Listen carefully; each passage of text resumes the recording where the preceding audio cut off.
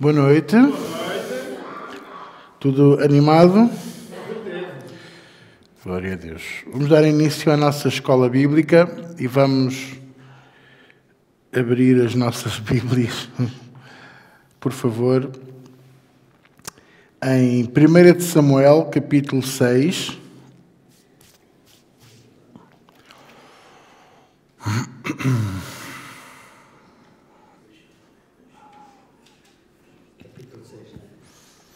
Primeira de Samuel, capítulo 6.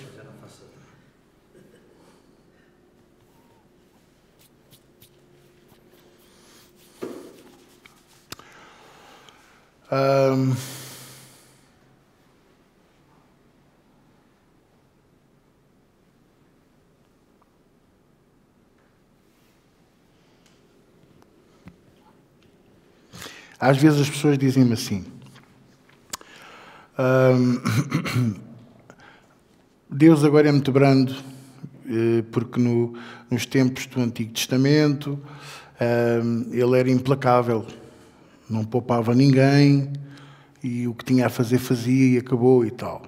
Bom, eu não concordo.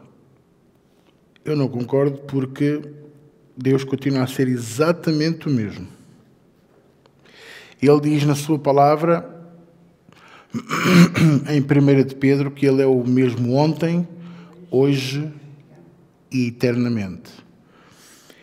E também diz em Malaquias capítulo 3 que nós não somos destruídos porque Ele tomou aquela decisão, logo no início de tudo, de não mudar. Eu, Senhor, não mudo. Então, o que é que faz a diferença entre o Antigo Testamento e o período em que estamos agora, que é o período bíblico do Novo Testamento, da Nova Aliança?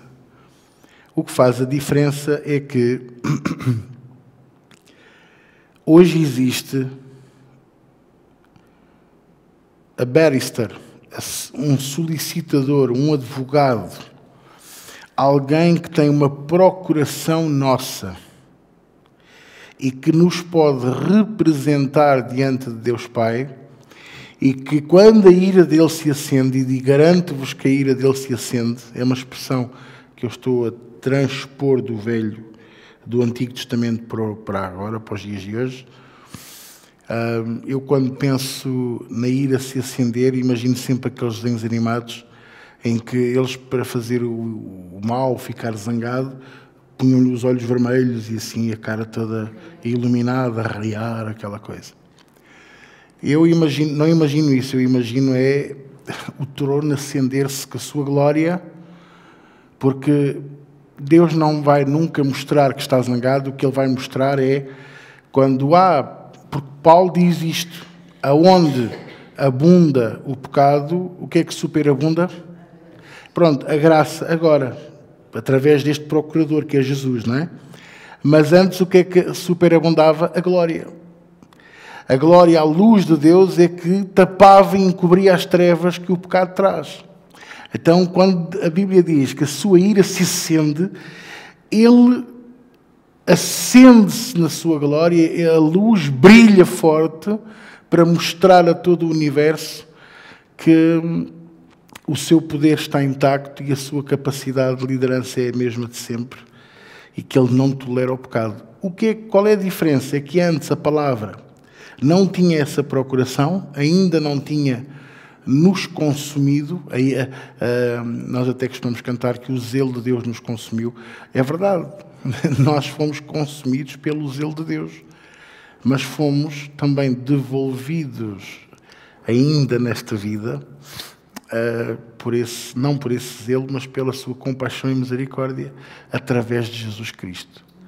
A ira se acende e Ele diz: calma, Pai, porque eu morri por eles, eu paguei o preço por eles, eles estão ilibados.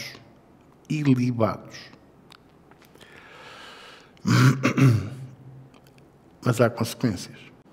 O pecado traz consequências.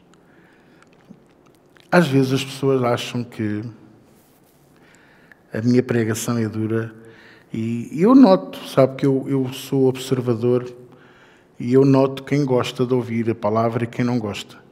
E às vezes há pessoas que vêm ao domingo, mas vêm sempre naquelas... Há uns que nem vêm sempre, vêm de vez em quando, já naquela do deixa cá ver se ele hoje fala nas bênçãos. Porque o coração nunca mudou. Podem ter mudado de igreja, podem ter mudado de ministério, podem... Eu ouvi, pois claro, mas pronto. Podem ter mudado até podem ter mudado de doutrina, mas o coração é o mesmo.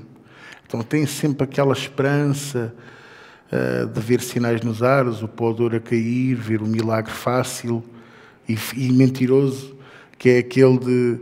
Então o que é que lhe doía? Doía-me aqui o cotovelo. E ele agarra neste, está curada, glória a Deus. E as pessoas, ai mãe, glória a Deus. E o Senhor levanta e, mas está-me a doer a mim. Tá, você não tem a fé. O que é que está a doer? Está nada a doer, irmão. Você não tem a fé.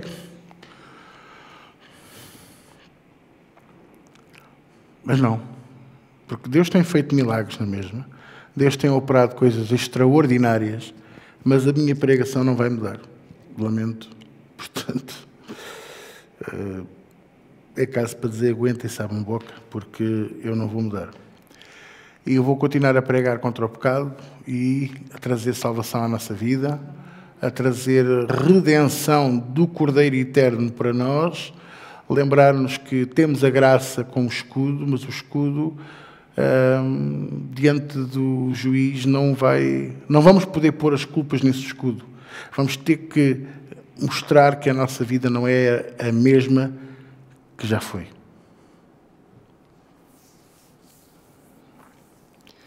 E aquilo que nós vamos ler, eu vou-vos mostrar pela palavra de Deus. Eu vou-vos mostrar que o povo de Israel, que são a sombra daquilo que nós somos hoje, não deixa de ser um bom, excelente exemplo para como eu posso vos ensinar que o pecado não só é perigoso, como tem um fruto terrível, com resultados terríveis, que pode levar à destruição de famílias, cidades, países e, quiçá, de um planeta inteiro. As alterações climáticas. Eu quero dizer a vocês que não há alterações climáticas nenhumas. Okay? Eu não sou negacionista. Muito pelo contrário. O que há é os ciclos do planeta. Já tivemos um ciclo de grandes temperaturas muito baixas e agora estamos a entrar num de temperaturas muito mais altas. Em que, se calhar, havemos de ver chover em desertos e havemos de ver zonas que eram tropicais entrarem e a areia começar a entrar e a dominar essas regiões, porque a palavra de Deus nos prevê isso e nos faz prevenção para essas coisas. E Isaías nunca se esqueça, aprendi isto com o pastor Dimas Fernandes, Isaías é a mini-bíblia. São precisamente 66 capítulos, mostra-nos toda a Bíblia, mostra-nos tudo. E há lá uma parte que diz assim: não sou eu que faço estradas no meio de onde elas não existem, e não sou eu que endireito as vossas veredas, faço surgir rios no deserto. Rios no deserto. Coisas que nunca ninguém poderia imaginar. Que o homem hoje em dia acha que porque lá no deserto, numa zona de Israel, eles desviaram o Jordão e começaram a irrigar uma zona e acham que aquilo é o cumprimento da profecia, porque há uma necessidade humana e emocional de verem estas profecias cumpridas dentro de Israel. Mas eu quero vos dizer aqui que Israel não é aquelas fronteiras. A terra prometida é muito maior do que apenas aquele pedacinho de lança que está ali. E que Deus não aprova nada do que está a passar em Israel, tanto por um lado como pelo outro. E que Israel para Deus é o seu povo, aqueles que o veem como Senhor e Salvador, que o veem como Senhor absoluto de todas as coisas.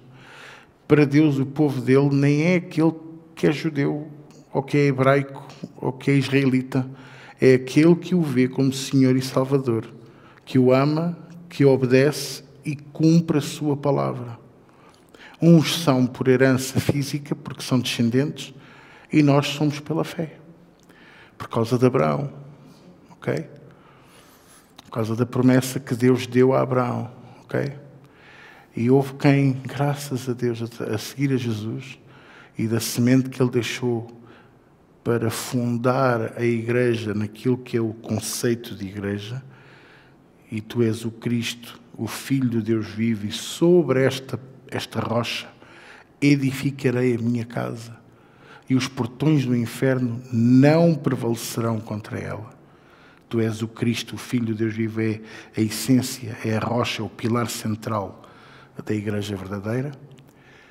Depois Deus chamou e levantou alguns homens com muita sabedoria, com visão, com obediência, com corações completamente cheios de cicatrizes, quebrantadíssimos, rasgados, destruídos no seu conceito de riqueza e de poder, mas poderosíssimos em Deus e na sua palavra.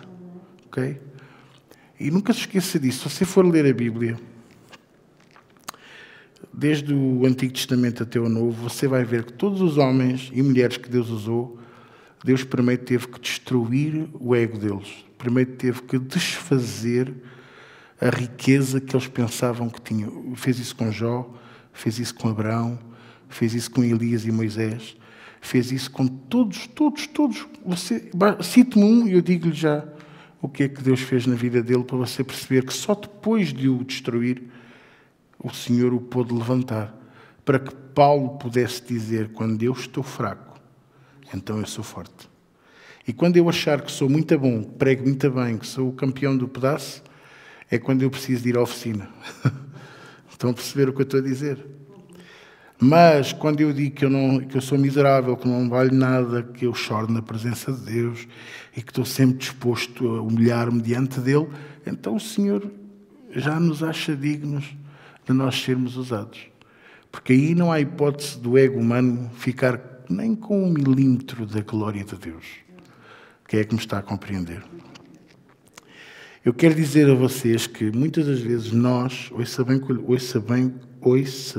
eu lhe vou dizer, não entramos naquilo que Deus tem para nós, porque Deus tem para nós coisas extraordinárias em todos os planos, seja no plano espiritual, seja no plano ministerial, físico, material, financeiro, tudo o que você possa pensar.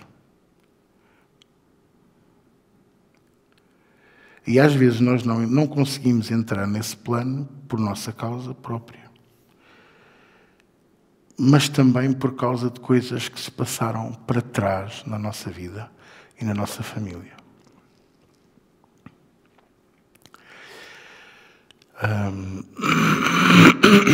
Deixe-me eu explicar-lhe isto melhor. Há uma altura, isto agora é uma à parte, ok? Há uma altura no reinado de David, já depois daquela confusão toda,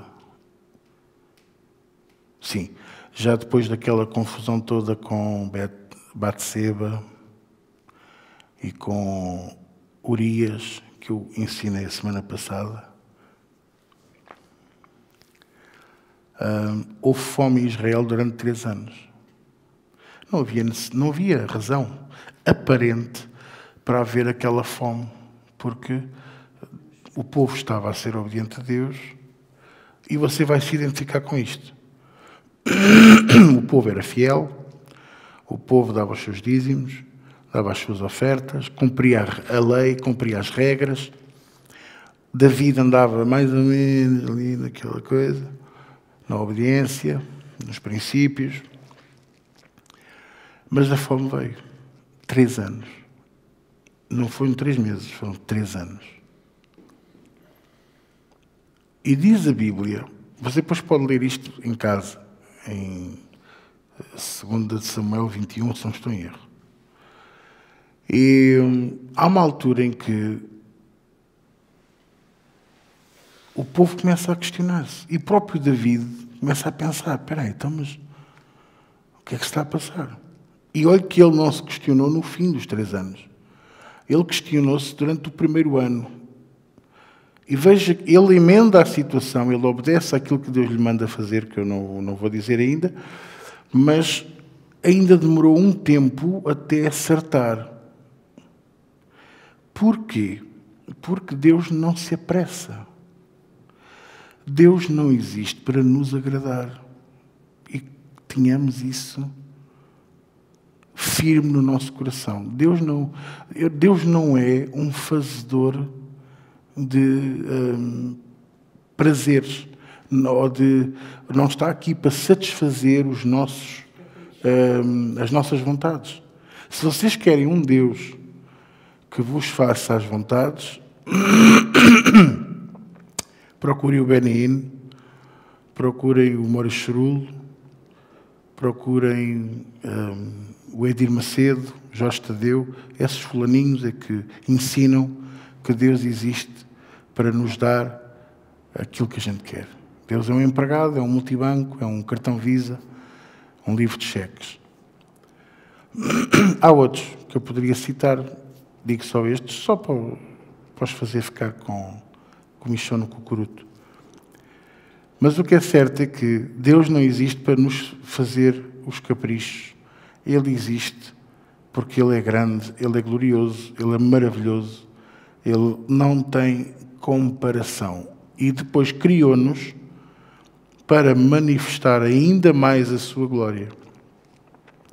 Deus parece que é egocêntrico.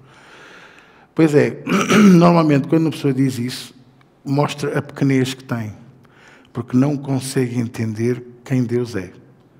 E eu vou-vos já dizer que ninguém consegue entender quem Deus é.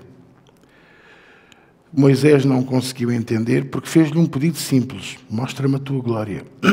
E Deus o que é que lhe disse? Não vais ver a minha cara. Eu se estivesse no lugar de Moisés, eu dizia, mas não foi a cara que eu pedi para ver, foi a glória. Só que há coisas que nós pedimos a Deus, pedimos com segundas intenções. E a Bíblia diz que Ele é o único que discerne os intentos do coração. E a sua palavra vai até ao âmago, juntas e medulas, apta para discernir tudo. E Ele, como é que eu posso dizer, Ele não é desmascarar, mas Ele desembrulha tudo na nossa vida. Ok? O mais parecido que o homem fez neste planeta chama-se máquina de ressonância magnética, que faz a mesma coisa, só que em vídeo. E os médicos fingem que percebem daquilo. Sim, estou a ver aqui a espinha dorsal. E aquilo abre-se tudo. E eles, estou a ver, está aqui esta massa. Deve ser do esparguete que comeu ontem ao almoço. Mas eles não percebem o que está ali. Fazem mais ou menos uma ideia do que está ali.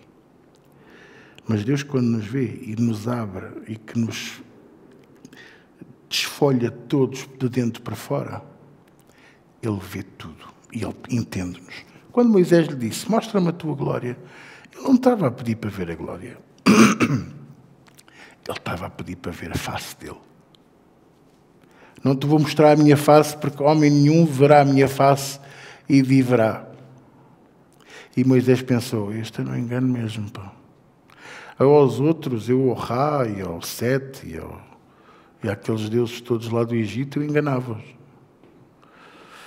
Mas este não engano. Ele viu Deus pelas costas. E eu vou-vos dizer uma coisa. Você acha que foi ele ter visto a glória de Deus pelas costas que fez a cara dele brilhar? Não. O que fez a cara dele brilhar foi a proclamação de Deus. Eu sou o que sou, e igual a mim não há, e eu terei compaixão de quem eu quiser ter compaixão, e eu me compadecerei de quem eu quiser me compadecer, dando já o recado a Moisés, porque a seguir ele ia dizer, tem misericórdia do povo, que o povo está a fazer ali um picadinho, para que nem imaginas. E Deus já lhe estava a dizer, não me manipulas. Oh, Moisés, fui eu que te fiz, não foi ao contrário. Vocês estão a entender? O que é que fez a cara dele brilhar? Foi ele receber aquela palavra. O que é que pode fazer a diferença na nossa vida? É nós recebermos a palavra.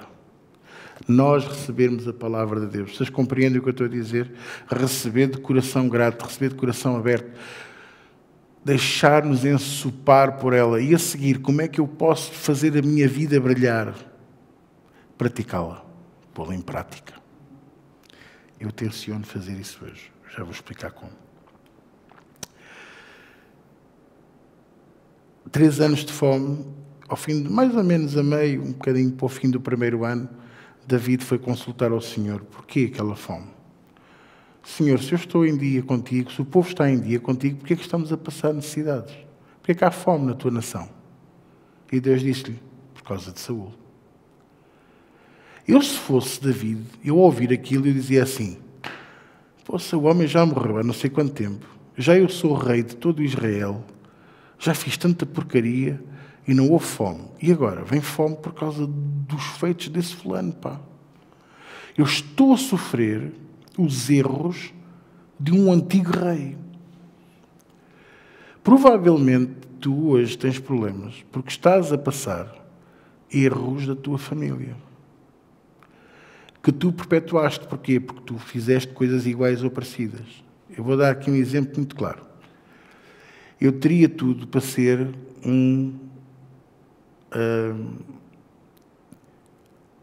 eu teria tudo... Agora não que estou cheio de fofura. Mas quando eu era mais novo, que era assim gordinho, mas não era assim tão gordinho, era giro e tal, eu tinha tudo para ser um mulherengo. E tinha tudo para ter muitas mulheres. Posso-vos garantir. E eu ia ser igual ao meu pai. Só que porque eu vi o que é que ele fez, eu vi o que é que isso, o fruto que isso trouxe, eu tomei a decisão de nunca, em tempo algum, ser igual a ele. Em nada. Não deixo de gostar dele, não deixo de ter saudades dele, que já se passaram 23 anos, que ele faleceu.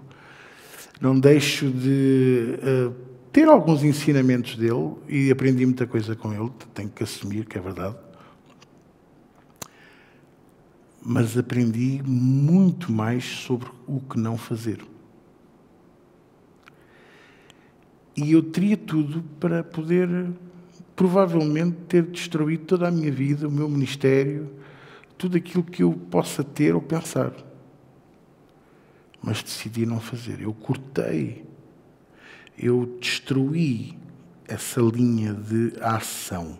Vocês estão a compreender? Pronto.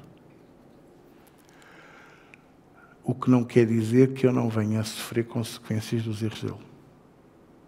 Porquê? Porque é meu pai.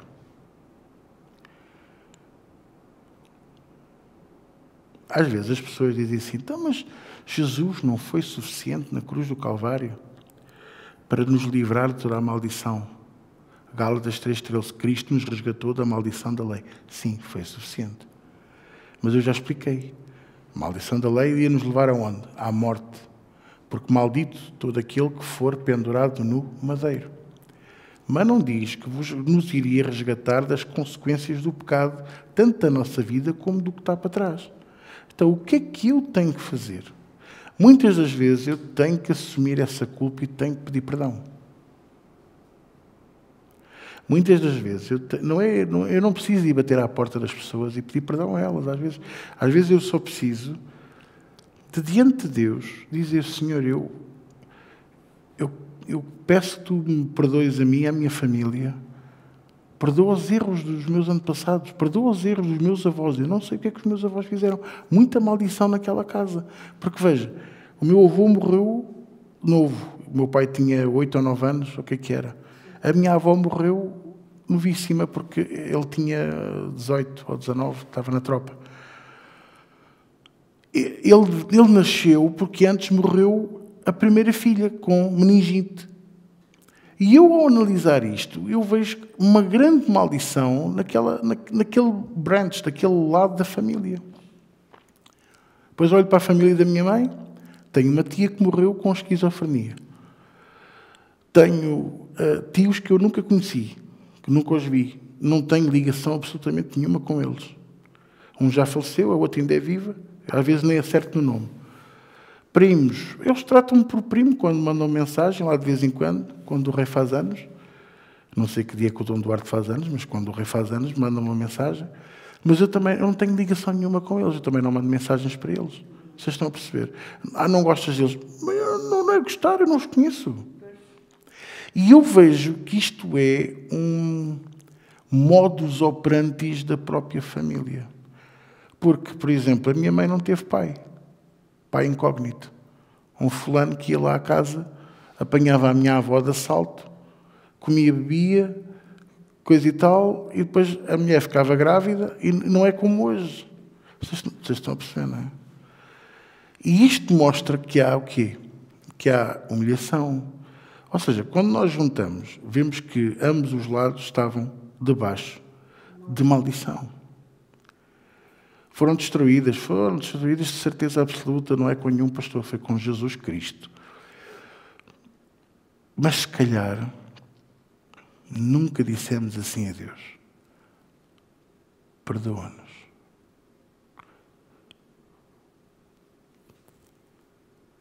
Eu não vos tenho dito, quando o povo disse a Pilatos, crucifica-o, que nós também lá estávamos. Mas não estávamos. Eu não era nascido. Eu nasci alguns anos depois. 2000 e qualquer coisa. Estão a perceber? Mas estávamos lá. É isto que eu quero que vocês entendam. Eu não vivia com a minha bisavó, que diz que era má como as cobras. Nem vivi no tempo da minha avó, que sofreu como o Catano. Ou com os meus pais. Nem com os vossos. Vocês também não estavam lá. No entanto, estávamos. Porque nós somos o fruto desses tempos. Então, o que é que eu tenho que fazer? Eu tenho que ir a Deus e pedir perdão de todos os erros dos meus antepassados.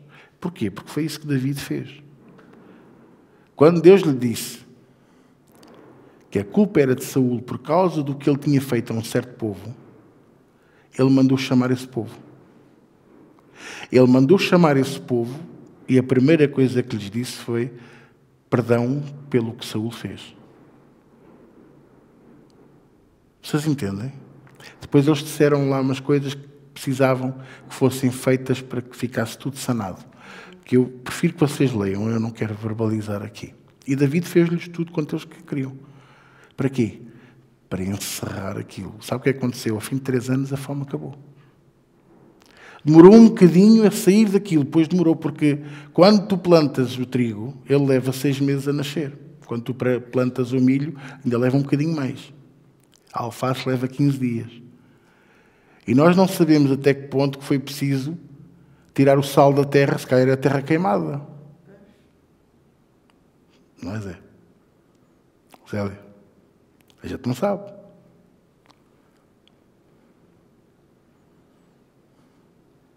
Se calhar tivemos que tirar as pedras que foram atiradas para lá, para o terreno morrer. Vocês sabem o que eu estou a falar ou não? Não estou a falar de nada de estranho. Se calhar foi preciso fazer muita reviração àquele terreno. Cavar fundo, virar as terras ao contrário, pôr muita cinza, pôr muita fertilizante de vaquinha e de boi, que tem um aroma. Chanel No. 5. A pessoa, olha, se calhar era o que eu precisava para o nariz deixar de estar entupido, era ir lá fazer umas inalações. Mas o que é certo é que resultou. E porquê? Porque foi Deus que lhe disse. O problema está naquilo que Saul fez a este povo. Eli, profeta Eli, já vos falei nele? Pronto. Tinha 2 filhos que seriam os profetas naturais que estariam a ajudar o pai, que já tinha 90 anos, velho, cego, pesado, e que já não conseguia andar e fazer as coisas que fazia como profeta antes, porque foi ele o antecessor de Samuel. Vocês estão a entender? Pronto. No entanto, os filhos faziam tudo ao contrário. E até faziam coisas muito graves, como, por exemplo, roubar, matar, violar as mulheres e outras coisas que a Bíblia descreve. E o povo vinha contar a Eli. E sabe o que é que ele fazia? Nada. Porque dependia dos filhos. E às vezes nós permitimos coisas na nossa casa porque dependemos das pessoas. Não, eu não vou corrigir aquela pessoa. A pessoa vai entrar na sua casa, falta-lhe o respeito. Por alguma razão. Mas você precisa que ele venha pintar aquela parede. Então não diz nada. E é assim que começa a maldição. O diabo só precisa de uma nesga assim, deste tamanho, assim, para entrar na minha vida e na tua. Quem diz isso diz outras coisas. Um vizinho que hoje bate com a porta no carro e não lhe diz nada e você tem de ter aquela desconfiança. A seguir já não bate com a porta, a seguir já lhe fura um pneu, a seguir ele faz qualquer coisa, sacode a lexívia da varanda para cima da roupa. E vamos permitindo, claro, também não queremos entrar em guerra com ninguém, porque a palavra de Deus diz, se possível, para estarmos em paz com todos, se possível. Há alguns que só querem paz, mas é aquela do paz, paz, paz, não é bem aquela paz que traz, não é? E mediante o pecado foi-se avolumando e o Senhor, quando Samuel se juntou a eles, não foi logo, porque Samuel era pequenino, mas quando ele já falava e escrevia, o Senhor foi falar com Samuel. E aqui olha aqui este pormenor. Porque a Bíblia fala do pecado dos filhos de Eli e da permissividade. Gostaram desta palavra cara? Custou-me 50 cêntimos esta. A permissividade de Eli vem de antes de Samuel entrar no templo. O que quer dizer que, se calhar, até antes de Ana engravidar. Ninguém engravida e tem o filho logo a seguir, são pelo menos 9 meses. Teve que o desmamar, só o entregou com 3 anos no templo. Olha a paciência de Deus. O menino teve que crescer até saber ler e escrever, vamos contar 7, 8 anos. E então falou com ele. E disse-lhe, olha, porque esse fulano não quer saber de mim, nem da minha casa, nem do meu povo. Eu vou trazer sobre eles grande maldição. E o que é certo é que, de manhã, o profeta foi-lhe perguntar, então Deus falou contigo, falou, e o que é que ele disse? Disse isto, isto, isto. Ele é Deus, ele faça o que ele quiser.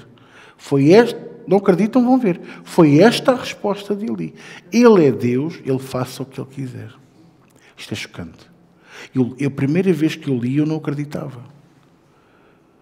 Eu pensava que estava a ler uma coisa que não estava na Bíblia. Eu estava chocado. Como é que alguém, sendo profeta, poderia dizer uma coisa daquelas? Mas depois, irmãos, eu olho para a Bíblia e olho para os dias de hoje e eu vejo pastores a ensinar o povo com mentiras.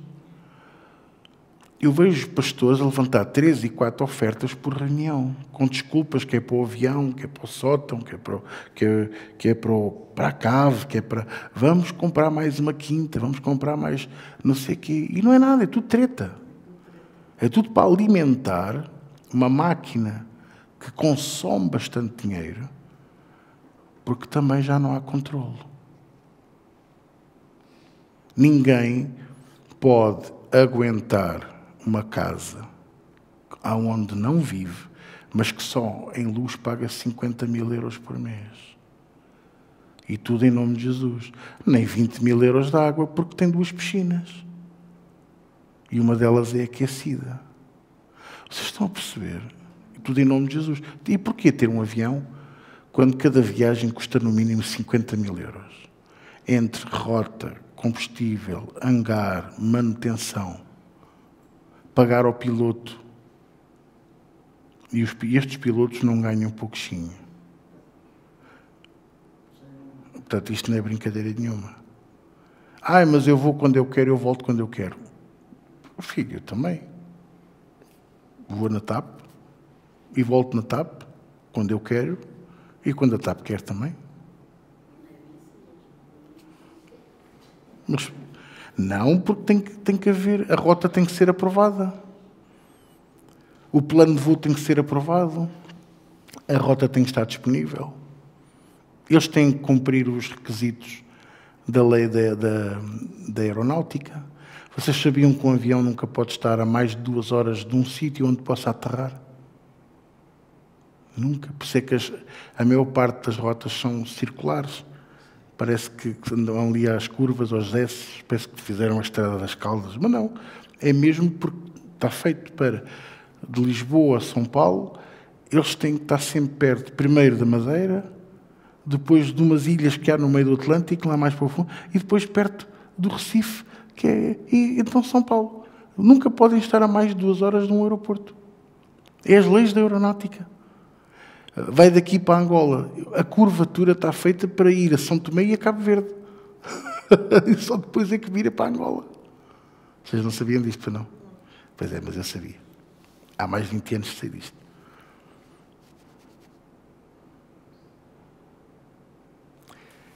E o hangar não é barato. Então, para que ter um avião? É um luxo? Não, é mais do que um luxo. É uma mania, uma arrogância. É uma jactância dos tempos reais em que vivemos. Quantos cavalos tinha o apóstolo Paulo? E burros? E barcos? Ele fez muitas viagens missionárias de barco. Quantos barcos é que ele tinha? E ficamos por aí. Estão a perceber o que eu estou a dizer? Pronto. O povo de Israel vai à batalha com os filisteus. É alguém que comeu feijoada, não se preocupe. E vão à guerra com os filisteus. E adivinhe lá, a Arca da Aliança vai para a batalha também, porque era costume. E os filisteus, só de verem a Arca, eles já ficavam a tremer. Eles ficavam temerosos. Só que o Senhor, a Arca estava lá, mas o Senhor não. E que lição que eu aprendo aqui. Vocês já viram? A Arca, que representava a glória de Deus e o poder de Deus, estava lá. Mas Deus não. Ter uma Bíblia no teu carro ou na tua casa não quer dizer que Deus esteja lá. No entanto, tens lá a maior prova da Arca, do poder, da glória, de qualquer artefacto religioso, espiritual, bíblico, que qualquer homem queira ter. Eu tenho uma cruz ao peito. Olha, eu nunca usei fios, não gosto. Respeito quem gosta e respeito quem quer.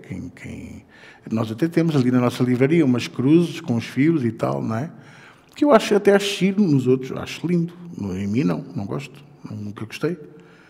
Nunca usei e por isso não é agora que vou andar a usar. Mas vocês percebem, ou seja, mas também não é isso que é o artefacto, não é isso que me dá o poder de Deus, não é isso que me dá a glória de Deus. O povo de Israel perde a batalha, os filhos de Eli são mortos, e quem vem trazer a notícia a Eli que os filhos morreram na batalha, diz-lhe de uma maneira tão brusca que o homem cai para trás na cadeira e parte o pescoço e morre. Então, neste dia, Israel perde a batalha, perde a arca, perde o profeta e os seus 2 braços direitos. E, a nível espiritual da nação, fica nas mãos de um miúdo de 12 anos, basicamente. Não espiritual e legal, porque ele era profeta e juiz.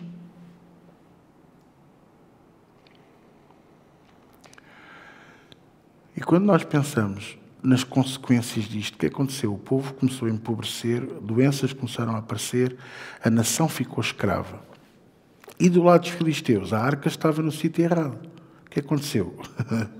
Hemorroidas, ratos, pragas, pobres, doentes. Mesmo assim aguentaram a arca 9 meses lá. Não sei como é que eles conseguiram. Alguns de nós com diarreia por 9 dias e já andamos aí como os cães a roçar com o rabo no chão. Eles tiveram 9 meses. 9 meses com tumores que a Bíblia descreve que lhes saíam da pele para fora. Os sacerdotes de Dagon, que era o deus da Filisteia, disseram-lhe, lá pelas consultas deles, que tinham que fazer em ouro, em tamanho real, as hemorroidas e os tumores e os ratos por cada cidade daquela nação. E meteram a arca num carro de bois novo em direção a Israel. E os próprios anciãos diziam assim, epá, como é que a gente sabe que isto vai lá parar? E os sacerdotes de Dagon disseram assim, não se preocupem, é Deus quem vai guiar o carro. E foi.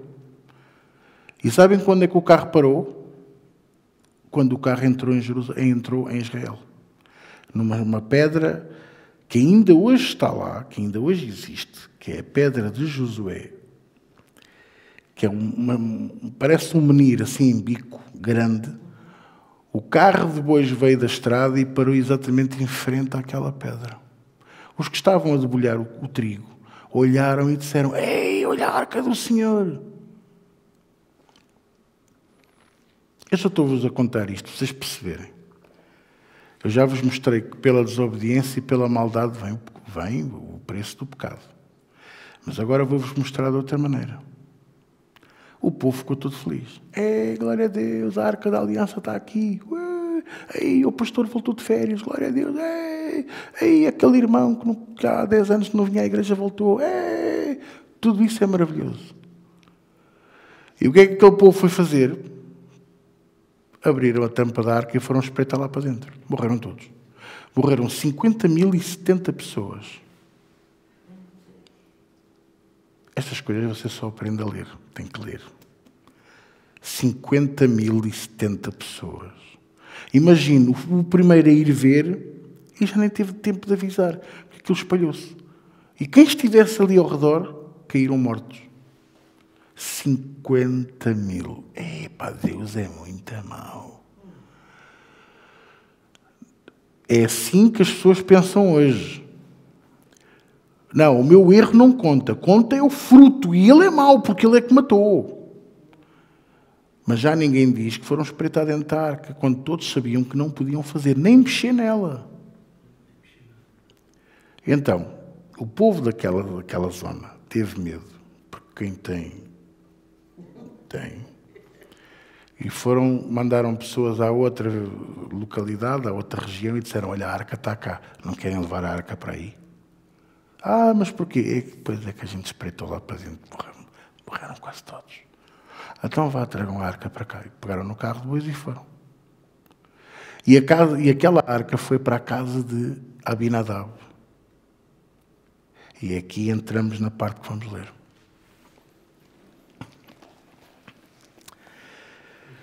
A terra chama-se Bet-Semes. E, quer ver? Versículo 13. Andavam os de Bet-Semes fazendo a cega do trigo no vale. Levantando os olhos, viram a arca e, vendo-a, se alegraram. E o carro veio ao campo de Josué, o Bet-Semita, e parou ali. E ali estava uma grande pedra, e fenderam a madeira do carro e ofereceram as vacas ao Senhor em holocausto. Os levitas desceram a arca do Senhor, como também o cofre que estava junto a ela. O cofre era onde estavam as hemorroidas em ouro e os ratos e não sei o quê. Exato. Onde é que eu ia? O cofre que estava junto a ela, estamos no 15, certo? É isso mesmo? Em que estavam as obras de ouro e puseram-nos sobre aquela grande pedra, e os homens de Bet-Semes ofereceram holocaustos e sacrificaram sacrifícios ao Senhor no mesmo dia. E agora vejam só. Fizeram tudo certo.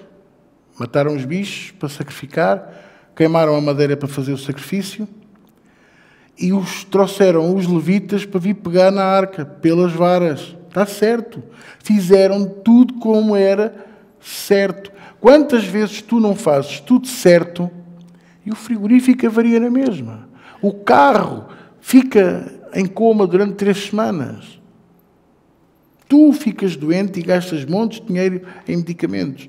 Quantas vezes isto não acontece? E tu dizes, eu fiz tudo certo. Eu cumpri tudo. Eu sou obediente, eu amo a Deus, eu faço tudo. Eu só não faço o que eu não posso. Agora veja. Versículo 16. E vendo aquilo, os 5 príncipes dos filisteus voltaram para Ecrom, que é a capital, no mesmo dia. E estas, pois, são as hemorroidas de ouro, só para você não pensar que eu estava a inventar. Eu sei que vocês acham que eu sou muito brincalhão, mas olha. Que enviaram os filisteus ao Senhor em expiação da culpa, por Asdod uma, por Gaza outra, por Asquelon. Conhece a zona de Gaza? Pronto, era só para você. Podia estar distraído. Asquelon outra, por Gat outra, por Ecrom outra. As 5 cidades da Filisteia. Como também os ratos de ouro. Está a ver? Não inventei. Segundo o número de todas as cidades dos filisteus, pertencentes aos 5 príncipes, desde as cidades fortes até às aldeias e até Abel, a grande pedra, sobre a qual puseram a arca do Senhor, que ainda está até o dia de hoje no campo de Josué, o Bet-Semita. Versículo 19. E o Senhor se alegrou muito dos homens de Bet-Semes. Pois não, pois é. Mas eles fizeram tudo certo, ou não fizeram? Sacrificaram, não roubaram as peças de ouro, respeitaram tudo o que veio, alegraram-se no Senhor. E feriu o Senhor os homens de Bet-Semes, porquanto, o que aconteceu? Olharam para dentro da arca do Senhor, até ferido o povo 50.070 homens. Então o povo se entristeceu, porquanto o Senhor fizera tão grande estrago entre o povo. Estão a ver? Eles não se entristeceram pelo seu pecado, eles entristeceram-se pelo resultado do pecado. E é aqui que eu quero chegar. É aqui, é este âmago. Porque nós temos que nos entristecer, é porque falhamos, porque desobedecemos, porque pecamos, não por causa do resultado que estamos a viver como fruto do nosso pecado. Ah, pastor, eu sei que estou assim porque eu pequei, eu desobedeci e por isso estou triste. Não, eu estou triste. Ainda hoje eu chorei lá embaixo com Deus, eu estive a louvar a Deus, eu precisei de lavar a minha alma. Porquê? Porque eu sou um homem, eu sou pecador como vocês, eu sou o maior pecador desta sala. Eu sou o mais miserável de vocês todos. Eu não sou perfeito, nunca serei. E o que eu quero que vocês entendam é que eu não me constranjo com o resultado, nem com aquilo que me possam acusar. Eu constranjo-me pelo meu pecado. Eu, quando assumo que falhei, quando eu vejo que falhei, quando Deus me mostra que eu estou em desobediência, quando o Senhor me mostra que eu estou em pecado, eu choro porque estou em pecado, eu choro porque eu ainda não consegui vencer aquilo. E com frequência, um dos meus calcanhares daqueles, se não o principal, é as injustiças. Eu ainda não consegui vencer as injustiças. E quando me fazem uma injustiça, eu peco. Porque eu deveria ter outra atitude e eu iro-me. Eu fico furibundo, eu digo coisas que não devia, eu faço coisas que não devia. E as injustiças são, de facto, ainda a minha fraqueza, a minha grande fraqueza. E provavelmente muito do que eu passo, que só a mim me diz respeito e a Deus, é o espinho da carne para me fazer vergar com relação às injustiças, que é aquilo que eu ainda não consegui vencer. E digo-vos, enquanto vocês ficarem tristes porque estão a passar um mau bocado por causa do erro, vocês não nasceram de novo. Desculpem. Lamento informar, porque aquilo que nos devia de entristecer é por termos falhado. Pedro disse a Jesus: não, Senhor, não digas tais coisas. Nunca te deixarei, nunca te deixaremos. nunca te negaremos, estaremos sempre contigo. E naquela mesma noite, tal e qual como Jesus lhe disse, não diga, Pedro, não digas isso. Eu acho que Jesus ouviu aquilo e pensou, eu sei que ele está a ser sincero, mas Jesus disse-lhe, não digas isso. Lembra-te do que está em Eclesiastes 5, não faças promessas. Não digas a Deus que dás, que fazes, que cumpres, que isto, aquilo, quando tu já sabes que mais tarde ou mais cedo vais-te esquecer, não vais cumprir e ainda vais achar que é uma injustiça Deus chamar-te à pedra por causa disso. Então Jesus virou-se para ele e disse-lhe, não digas isso, porque hoje mesmo, antes que o galo cante, me negarás 3 vezes. E Pedro negou 1, 2, 3. Aquelas 3 foram tão rápidas, foi em momentos tão naturais do dia a dia, daquela situação, que só quando o galo cantou é que ele percebeu. E as lágrimas não foi porque ele pensou o que é que me vai acontecer por ter feito isto. Não. Eu falhei com aquilo que eu prometi. Eu fui fraco, eu fui reles, eu sou miserável. Por isso ele chorou. Quando Jesus ressuscitou, diz que todos se alegraram, mas Pedro não se manifestou. Ficou lá no canto. Jesus andou de volta deles e até houve um dia que eles estavam a pescar e Jesus já estava na praia a acender lume para fazer-lhe um churrasco de peixe. E, no entanto, o primeiro a chegar à praia foi Pedro, mas a comer sempre de longe. E Jesus foi ter com ele e disse-lhe, Pedro, tu amas-me? Claro que te amo, Senhor. Apacenta as minhas ovelhas. A gente pensa assim, apacenta-te. Ele já o faz. Só os outros 12 que estão com ele, que são uma praga, não é? Ele já o faz, ele é que os atura, ele é que os lidera.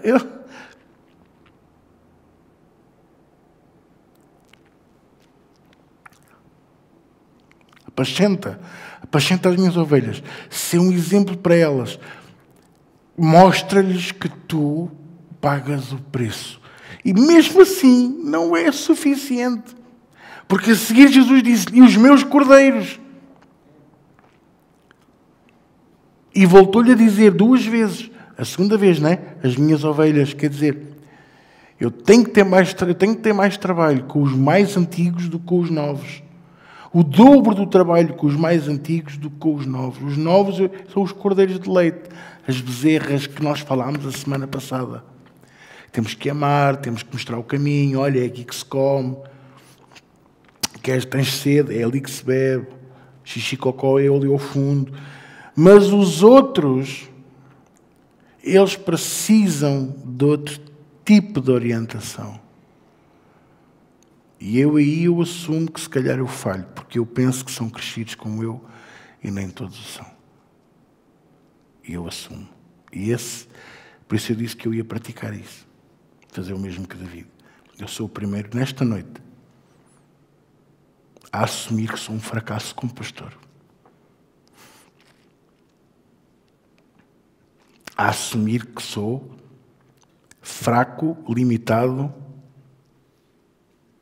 e que não presto. Porque se calhar não consigo pastorear as minhas ovelhas como eu devia. Porque eu dou-vos liberdade, eu deixo-vos andar, eu confio que vocês são inteligentes, no mínimo como eu, e que sabem onde é ramo verde, onde não é, onde eu pôr o pé, onde não ponho. Está ali uma armadilha. Deixa lá ver se está a funcionar. Vais ficar sem a pata. E preocupo-me muito com os novos. A quem esses eu tenho que os reservar e mostrar, mas eu tenho que cuidar em dobro dos mais antigos. Então eu assumo e peço perdão por isso. Peço perdão também por todos os erros que eu deixei acontecer nesta casa. Por todos os erros que eu deixei acontecer, desde o Virgílio, desde o João Carvalho e Donzílias Carvalhos, Zé Antónios e Marias Sousas, Zé Manuel Batista e todos aqueles que provocaram estragos dentro desta casa e que eu permiti, não por maldade, mas que eu acabei por permitir. Arletes Simões, os Manéis Simões desta vida, as Leonores desta vida, as Elsas e os Marcos, e todos aqueles que fizeram estragos nesta casa que eu me esteja a esquecer. Eu já os perdoei, eu não tenho rancor contra nenhum deles. E estou a dizer, mas isto é uma escola bíblica. Pois é, exatamente. É o sítio certo para eu mostrar as minhas fraquezas e as minhas limitações, pedir perdão, porque eu já o fiz e já pedi perdão a Deus. E assumir que sou um fracasso como pastor.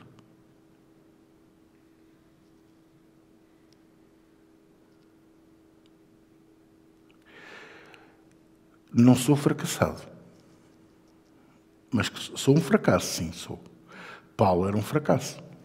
Aos olhos do mundo, Paulo é um fracasso. Até porque os últimos 20 anos, dos 28 de ministério, foram em prisão domiciliária. Paulo, o apóstolo Paulo, que nós tanto amamos e que é um grande exemplo para nós, é um fracasso. Eu sou um fracasso. Não sou fracassado, mas sou um fracasso. Pedro é um fracasso. Pedro é um fracasso. Apolo é um fracasso.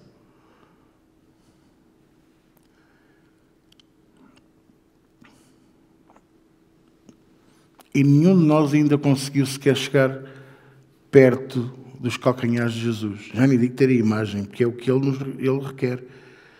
Sede santos como eu sou santo, porque sem santidade e santificação ninguém verá a Deus. Então eu assumo que sou fracassado e peço perdão. Que sou um fracasso. Fracassado não. O fracassado é o que desiste, é o que apresenta admissão. Aquele que se assume como fracasso é aquele que diz, eu vou melhorar. Eu vou me esforçar para isso. Assumo os meus erros, assumo as minhas falhas, as minhas faltas.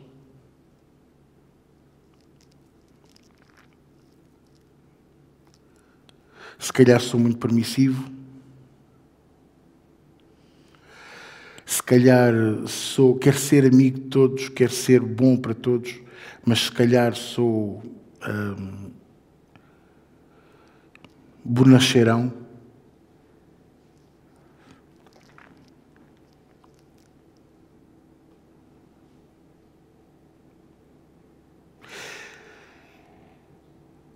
Mas eu não quero maldição nesta casa, nem na minha vida, nem na tua.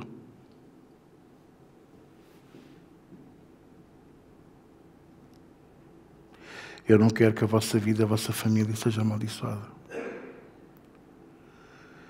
Eu não quero que vocês sofram as consequências de porventura eu não estar bem. Não quero. E não vale a pena dizermos que a culpa é deste ou daquele ou do outro.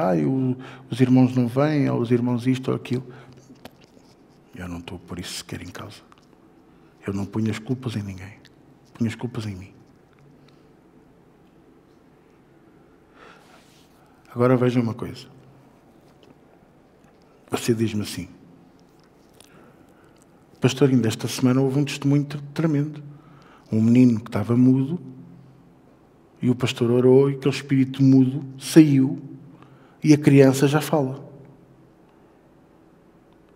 Abinadab teve a Arca da Aliança 20 anos na casa dele. 20 anos. Ou você ouviu bem? 20 anos. E nunca aconteceu nada. Não, nada. Nada. Nem de bom, nem de mau. E mais, ainda vos digo. Quando um dia alguém perguntou, mas onde é que está a Arca da Aliança? Porque não estava no templo, não estava em Jerusalém, já nem estava em como é que chama esta terra? Bet quê? Bet não sei quê. Espera aí. Bet-Semes. Nem na outra, para onde eles mandaram a arca, depois desta mortandade toda, que, se não estou em erro, Kiriat Jearim. Eleazar, o filho de Abinadab, foi consagrado a ser o sacerdote para tomar conta da arca, e 20 anos depois, decide, neste caso o rei David, decide ir buscar a arca à casa de Abinadab.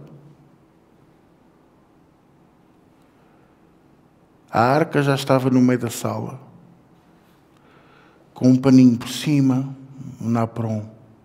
Lembram-se dos naprons? Com um arranjo floral por cima.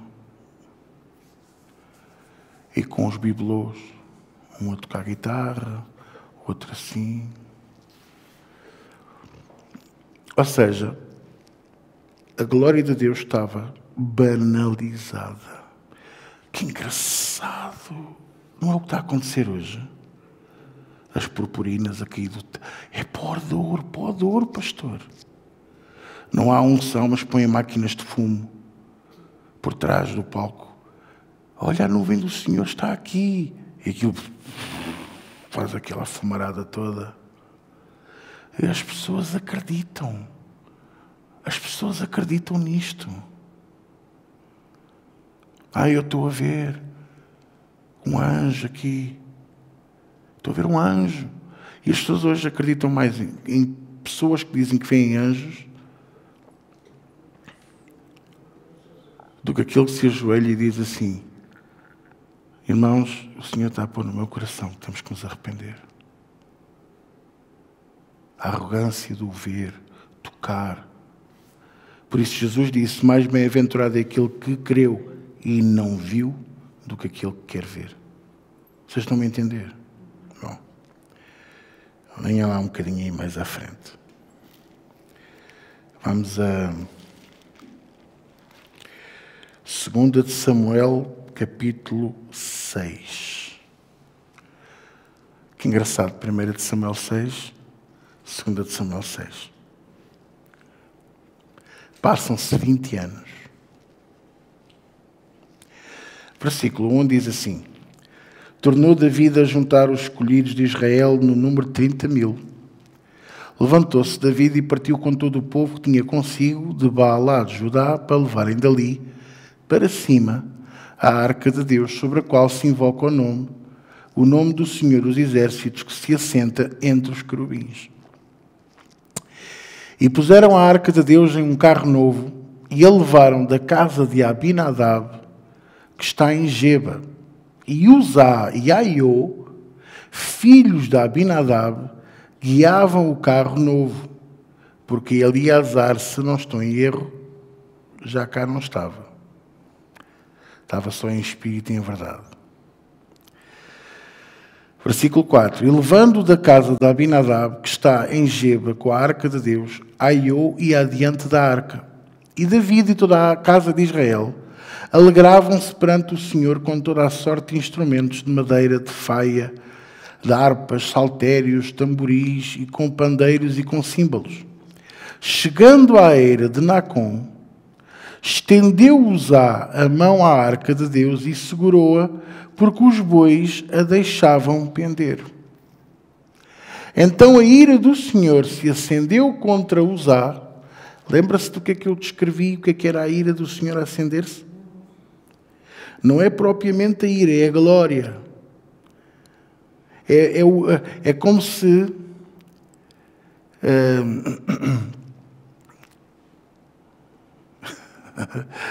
Quando a gente fazia uma asneira lá em casa, ou dizíamos uma parvoíce qualquer, a dona Ninja, ela não é o acender, que a minha mãe nunca foi pessoa de meter medo. Não. Mas, olha... A glória dela, a representação da pureza que ela queria ter em casa, fazia-nos ficar.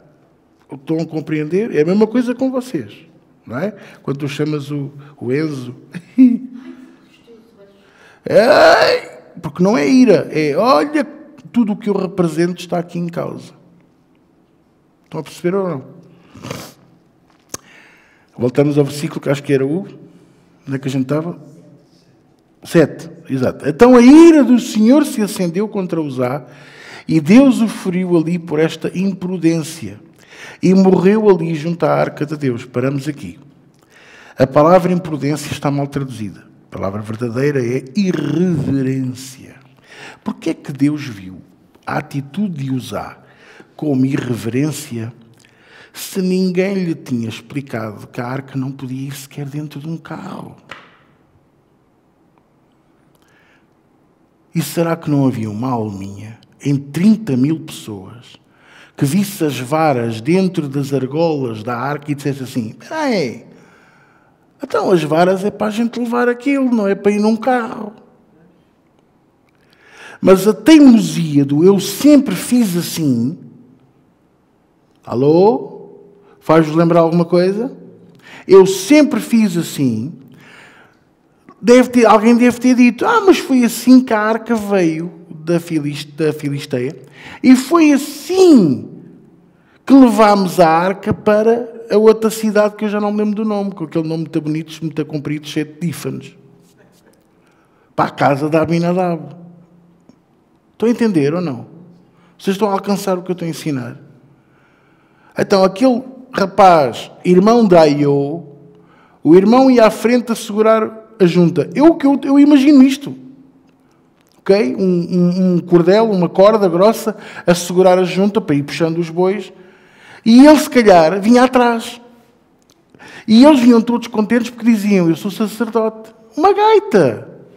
Não é sacerdote, nem por ir à frente de um carro de bois, nem por ir atrás. Não é sacerdote aquele que canta. Não é sacerdote aquele que sobe ao púlpito para pregar. Não é sacerdote aquele que põe os panos e os cestos e segura as pessoas e que recolhe as ofertas. É sacerdote aquele que tem no seu coração a lei de Deus, a cumpre e vive até à morte, se preciso for. É isto. O zelo de Deus tem que nos consumir. Nós temos que deixar que o zelo de Deus destrua o nosso ego, o nosso caráter. Tem que ficar estilhaçado no chão. Porque senão vamos ter sempre a tendência de lançar a mão. Mesmo que o carro, ouça o que eu vos vou dizer, mesmo que o carro virasse, Deus não deixava que a arca caísse no chão desamparada. Porque a arca era a representação da sua glória. Estão a entender ou não? Era como se eu, um mês mais fraco nas ofertas da igreja, e ficasse receoso por causa das despesas que nós temos, e pensasse assim: vou ao banco pedir um empréstimo para gerir. O que é que eu estaria a fazer? Não estaria a lançar a mão sobre a arca.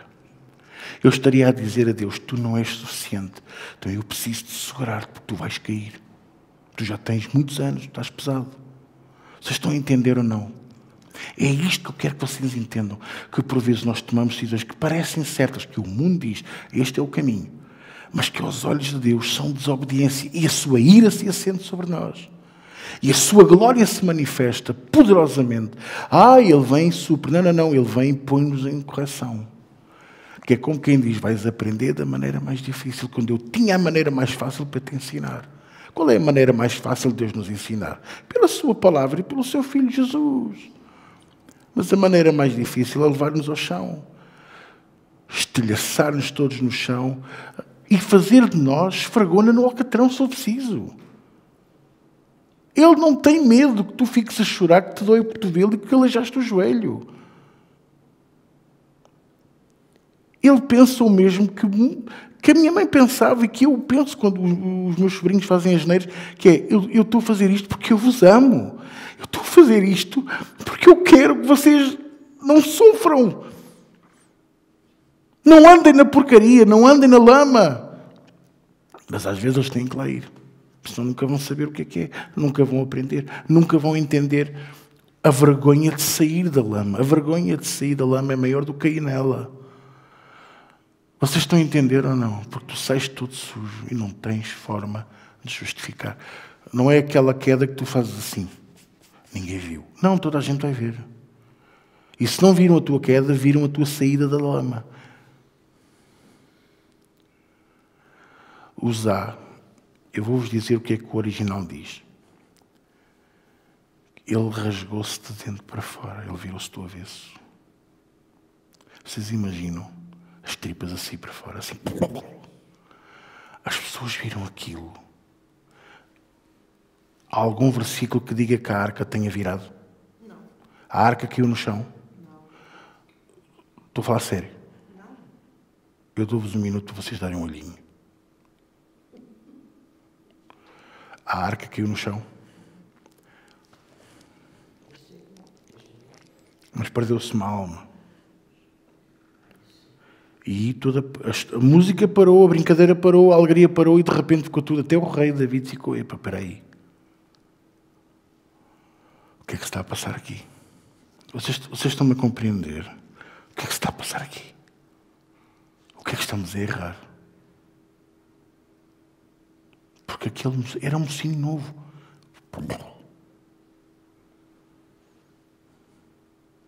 Tiveram medo e David disse, pá, a arca assim não pode entrar em Jerusalém. Se aqui mata-me desta maneira, o que é que ele não vai fazer lá? Então, o que acontece?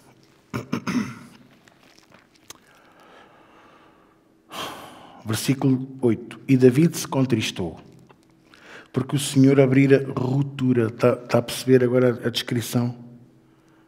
É como se houvesse um rasgo. E tudo o que está dentro via-se. Ele virou-se do avesso. Pronto. E vocês desculpem eu estar a descrever isto, mas era assim que nós nos devíamos de sentir com as irreverências a Deus. Não é imprudências, está mal traduzido, é irreverência. Oh pastor, mas ele não sabia que não podia estender a mão à arca. Não deixa de ser uma irreverência.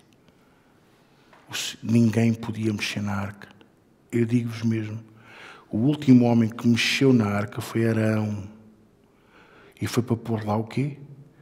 A vara, Moisés, as tábuas da lei e uma semente de maná. Para que nunca ninguém se esquecesse que Deus é que era a fonte de todas aquelas coisas. E as varas existiam para que 4 sacerdotes levassem a arca do Senhor no ombro. Sabe que esse transporte no ombro significa honra, respeito. Vocês compreendem? Por isso é que o noivo dá o braço à noiva para irem braço dado, mas é como se ela estivesse apoiada no ombro. Respeito e honra.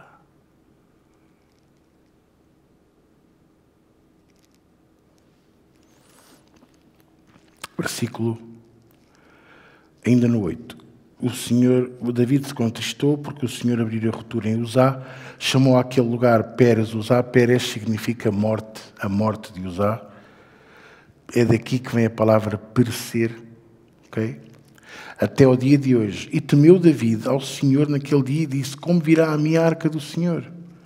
E não quis David retirar para si a arca do Senhor para a cidade de David, que é Jerusalém, mas David a fez levar à casa de Obed-Edom, o geteu.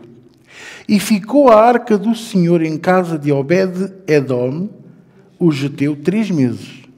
Na casa do outro teve 20 anos, nada aconteceu. Mas na casa de Obed-Edom, 3 meses.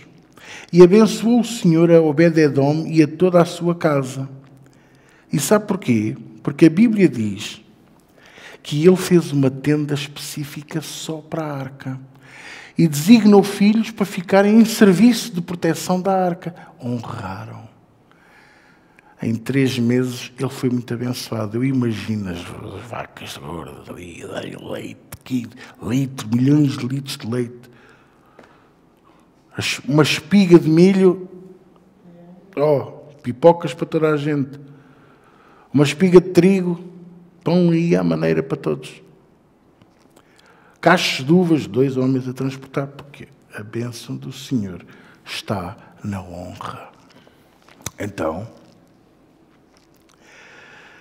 avisaram a David, dizendo: abençoou o Senhor a casa de Obed-edom e tudo quanto tem, por amor da arca de Deus. Foi, pois, David e trouxe a arca de Deus para cima, da casa de Obed-edom à cidade de Davi com alegria.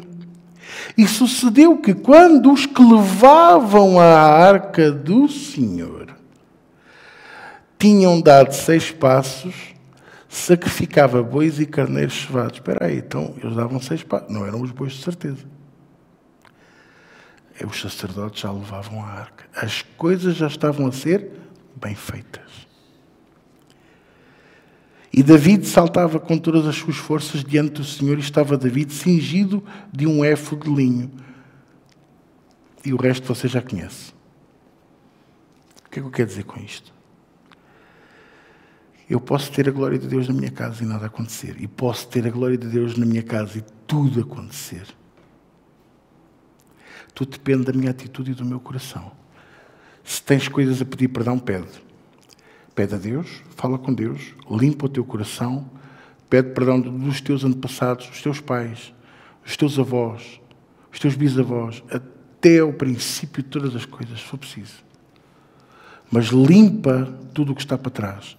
Assume os teus erros diante de Deus, pede perdão a Deus, assume o quão miserável tu és, porque Ele vai te abençoar. Ele vai se usar de ti. E não interessa de quem é a culpa é minha e a culpa é tua.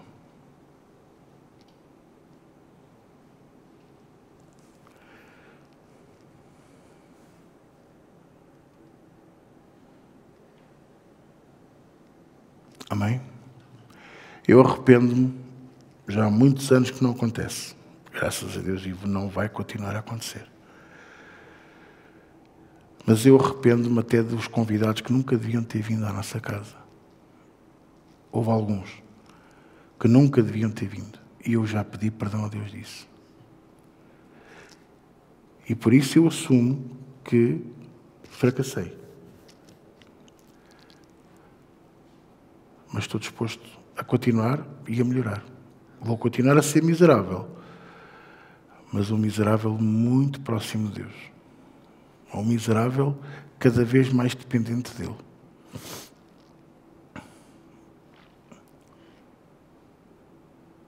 Amém? E não deixes que o teu coração se entristeça com o fruto do pecado. Entristece-te com o pecado.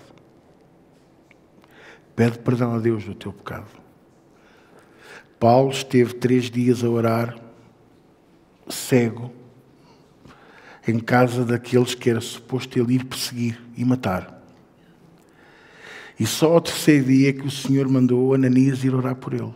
E Ananias nem queria. Mas o Senhor mandou. E depois o que é que Ananias fez? Orou por ele, as escamas caíram. Consagrou-o ao Senhor. E a seguir o que é que fez? Pegou no cinto dele e atou-lhe as mãos.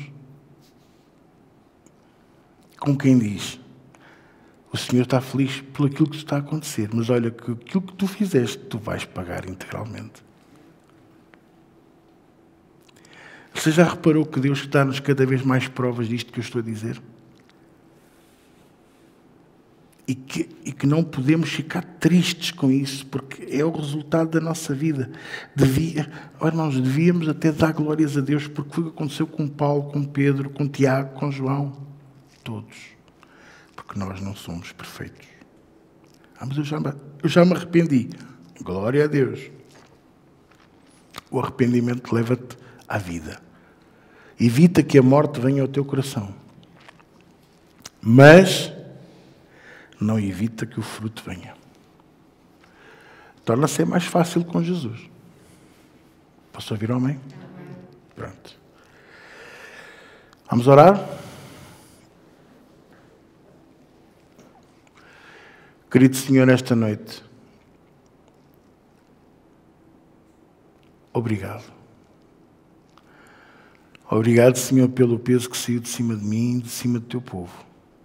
Obrigado pela tua palavra. Obrigado, Senhor, porque a tua ira se continua a acender. Mas tu és compassivo, misericordioso e tu prometes que terás paciência e compaixão de quem tu quiseres ter paciência e compaixão. Mas eu não posso deixar de te pedir, ser compassivo para connosco. Ser compassivo para cada um de nós, não só os que estamos aqui, mas aqueles que estão a ver e a ouvir este áudio, este vídeo. Toca em cada um de nós, toca nas nossas vidas, toca nos nossos corações, acampa-te ao nosso redor, ajuda-nos, Senhor, em nome de Jesus. E nesta noite conduz-nos até casa em paz e segurança, que os teus anjos estejam connosco, a tua glória, a tua majestade e a presença do teu Espírito Santo seja connosco, Senhor, em nome de Jesus. E todos dizem comigo, amém. Amém.